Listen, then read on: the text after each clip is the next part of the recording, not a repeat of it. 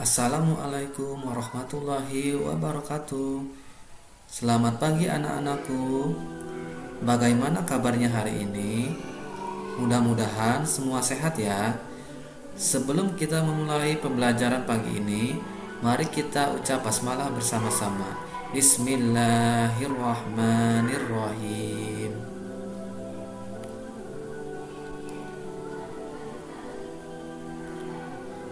Hari ini kita akan belajar materi tentang perilaku terpuji. Siap untuk belajar? Anak-anakku, adakah yang tahu apa yang dimaksud perilaku terpuji? Baik, Bapak jelaskan. Akhlak terpuji adalah sikap atau perilaku baik dari segi ucapan ataupun perbuatan yang sesuai dengan tuntutan ajaran Islam dan norma-norma aturan yang berlaku.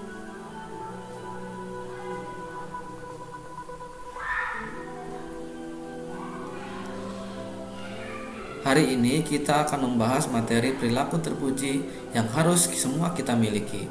Pertama, berkata yang baik. Allah perintahkan kita berkata baik, sopan dan santun. Berkata yang baik adalah perilaku terpuji. Kamu pastinya selalu berkata baik, sopan dan santun, baik kepada guru dan orang tua. Contohnya, ketika kamu meminta izin ke gurumu ingin ke kamar mandi.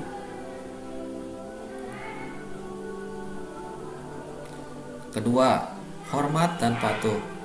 Ayah dan ibu adalah orang tua kita. Kita harus patuh dan hormat kepadanya. Hormat dan patuh adalah perilaku terpuji. Contohnya, ketika kita minta izin pergi ke sekolah kepada kedua orang tua, kita harus sopan dan santun sebagai tanda hormat kepada mereka. Sesampai di sekolah, kita juga harus hormat dan patuh kepada guru kita. Sebagai contohnya adalah selalu mendengar penjelasan guru dan mengerjakan tugas-tugas dengan baik.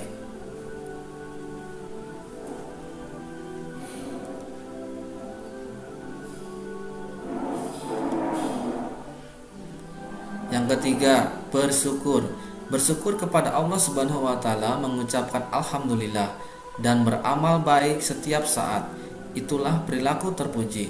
Bersedekah adalah tanda bersyukur kepada Allah Subhanahu wa taala. Apabila mendapat nikmat, kita ucapkan hamdalah. Ucapan hamdalah adalah alhamdulillah. Bersyukur bisa dilakukan dengan cara beramal baik, misalnya bersedekah. Keempat, pemaaf. Nabi Muhammad SAW teladan kita. Ia pemaaf kepada semua umat manusia. Pemaaf adalah perilaku terpuji. Bila orang lain membuat salah, kita harus memaafkan. Memaafkan adalah contoh perilaku terpuji. Kamu pasti selalu minta maaf bila salah, juga memaafkan orang lain kalau mereka berbuat salah. Seperti contoh gambar-gambar.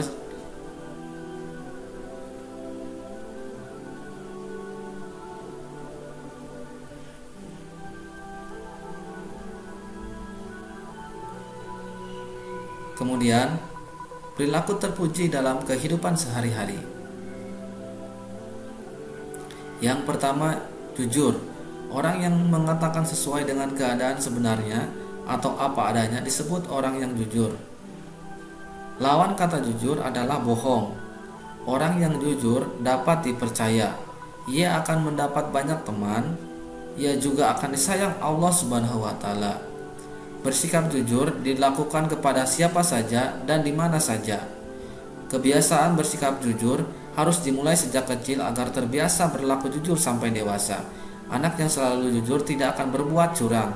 Bila ulangan tidak akan pernah mencontek dan bangga dapat mengerjakan soal ulangan sendiri tanpa bantuan yang lainnya. Contoh perilaku jujur. Anak yang jujur tidak akan pernah berkata bohong. Siswa yang jujur tidak akan pernah mencontek. Seperti pada gambar ini. Jika kita menemukan uang di jalan, kita harus mengembalikannya kepada orang yang memilikinya.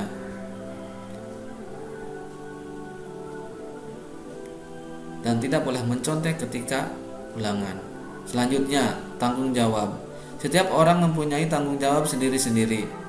Melaksanakan pekerjaan dengan sadar dan sungguh-sungguh semata karena Allah Subhanahu wa taala disebut tanggung jawab. Tanggung jawab termasuk akhlak yang terpuji.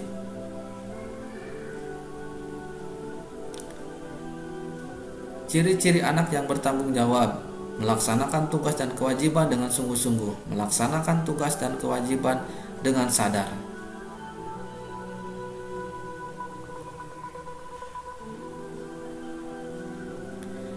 Setiap anak mempunyai tanggung jawab baik di rumah maupun di masyarakat. Tanggung jawab anak di rumah: 1. Belajar dengan rutin dan teratur. 2. Mengerjakan tugas dari guru. 3. Mengatur jadwal harian. Dan keempat, mengulang kembali pelajaran dari sekolah.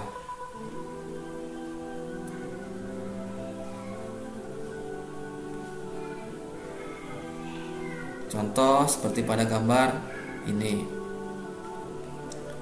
Kemudian, tanggung jawab anak ketika di rumah. Yang pertama, membersihkan rumah tanpa disuruh, membantu orang tua dengan ikhlas, kemudian membersihkan dan merapikan tempat tidur, dan selanjutnya melaksanakan sholat tepat waktu. Contoh gambar di sini, anak sedang sholat tepat waktu, anak-anak sedang membantu orang tuanya membersihkan rumah. Selanjutnya, tanggung jawab anak di masyarakat atau di sekolah. Pertama, menaati tata tertib di sekolah. Selanjutnya, datang dan pulang tepat waktu. Kemudian, menjaga kebersihan sekolah. Selanjutnya, melaksanakan tugas piket kelas sesuai jadwal yang telah ada.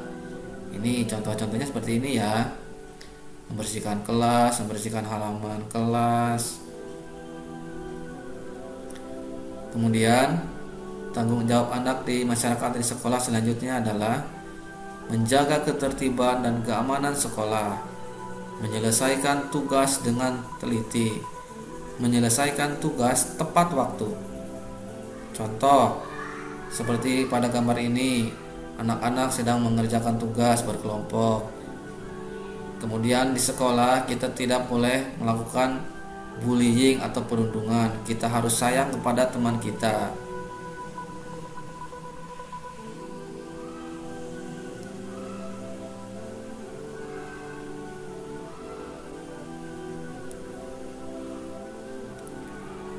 Selanjutnya, hidup bersih.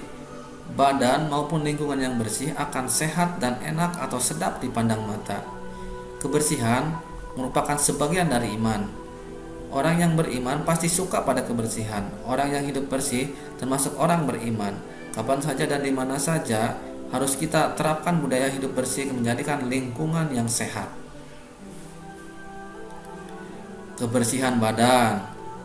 Kebersihan badan ini contohnya, kita harus mandi minimal 2 kali sehari. Kemudian kita harus mencuci tangan sebelum dan sesudah makan. Kemudian kita juga harus menggosok gigi dan mencuci kaki sebelum kita akan tidur malam. Semuanya harus kita lakukan ya, agar badan kita tetap sehat.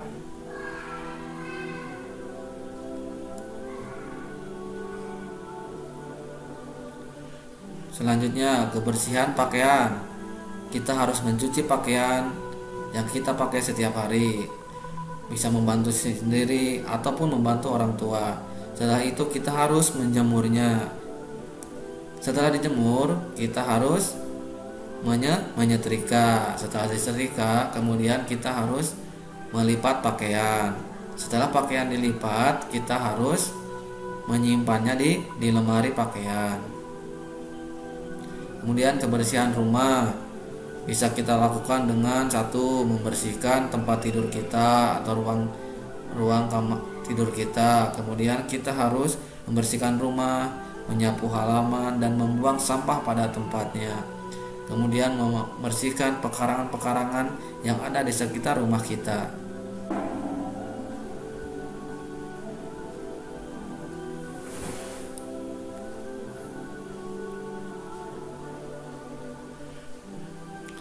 Selanjutnya, kita harus menjaga kebersihan tempat ibadah. Contoh, kita harus menyapu halamannya, mengepel lantai masjid atau musola. Kemudian bila ada sampah-sampah di sekitar musola atau masjid, kita ambil, kemudian kita buang pada tempatnya. Ini semua harus kita lakukan agar masjid atau musola kita tetap bersih dan terawat dengan baik. Selanjutnya, di sini ada beberapa pertanyaan yang harus kalian jawab untuk mengetahui seberapa kalian paham terhadap materi barusan. Untuk yang pertanyaan pertama, apa yang kamu lakukan jika melihat uang temanmu jatuh? Kalau yang A, pilihannya memberitahunya dan mengembalikannya ke temanmu. Kalau yang B, tidak memberitahu dan mengambil uangnya untuk diri kamu sendiri. Mana jawaban yang paling tepat di antara kedua pilihan ini? Dan jawaban yang benar adalah yang A, yaitu memberitahunya dan mengembalikannya ke teman kamu. Jika jawabanmu benar, berarti kamu memperoleh nilai 50. Selanjutnya, pertanyaan yang kedua. Gambar nomor berapa yang menunjukkan perilaku terpuji?